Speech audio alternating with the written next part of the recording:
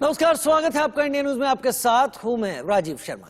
नमस्कार, मैं हूं आपके साथ अनन्या बेदी। और इसी बीच बड़ी खबर का रुख कर लेते हैं। यूपी में आज थम जाएगा चौथे चरण का प्रचार, लेकिन बड़ी खबर हम आपको दिखाएंगे। प्रधानमंत्री नरेंद्र मोदी क्या कुछ कह रहे हैं, सुनिए। महानुभाव, देवी और सज्जनों,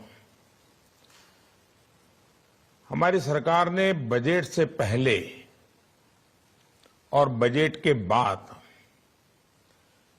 स्टेक होल्डर्स के साथ चर्चा की, संवाद की, एक विशेष परंपरा विकसित की है। आज का ये कार्यक्रम उसी की एक कड़ी है। इसी क्रम में आज शिक्षा और स्किल डेवलपमेंट को लेकर बजट में जो प्रावधान हुए हैं, उस पर आप सभी स्टेक होल्डर से अलग अलग पहलुओं पर विस्तार से चर्चा होने वाली है। फ्रेंड्स, हमारी आज की युवा पीढ़ी देश के भविष्य की कर्णधार है, वहीं भविष्य के नेशन बिल्डर्स भी हैं।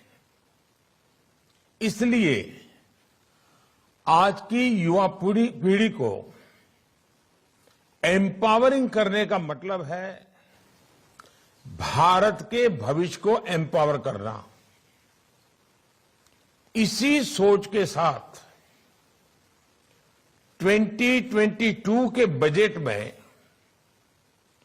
एजुकेशन सेक्टर से जुड़ी 5 बातों पर बहुत जोर दिया गया है। पहला, यूनिवर्सलाइजेशन ऑफ क्वालिटी एजुकेशन। हमारी शिक्षा व्यवस्था का विस्तार हो, उसकी क्वालिटी सुधरे और एजुकेशन सेक्टर की क्षमता बढ़े, इसके लिए अहम निर्णय लिए गए हैं। दूसरा है स्किल डेवलपमेंट। देश में डिजिटल स्किलिंग इकोसिस्टम बने। इंडस्ट्री 4.0 की जब चर्चा चल रही है, तो इंडस्ट्री की डिमांड के हिसाब से स्किल डेवलपमेंट हो, इंडस्ट्री लिंकेज बेहतर हो, इस पर ध्यान दिया गया है। तीसरा महत्वपूर्ण पक्ष है अर्बन प्लानिंग और डिजाइन। इसमें भारत का जो पुरातन अनुभव और ज्ञान है, उसे हमारी आज की शिक्षा में समाहित किया जाना आवश्यक है। चौथा अहम पक्ष है इंटरनेशनलाइजेशन। भारत में वर्ल्ड क्लास विदेशी यूनिवर्सिटियां आए, जो हमारे औद्योगिक क्षेत्र हैं, जैसे गिफ्ट सिटी है, वहां फिनटेक से जुड़े संस्थान आए, इसे भी प्रोत्साहित किया जाए। पांचवा महत्वपूर्ण पक्ष है एवीजीसी, यानी animation, visual effects, gaming, comic.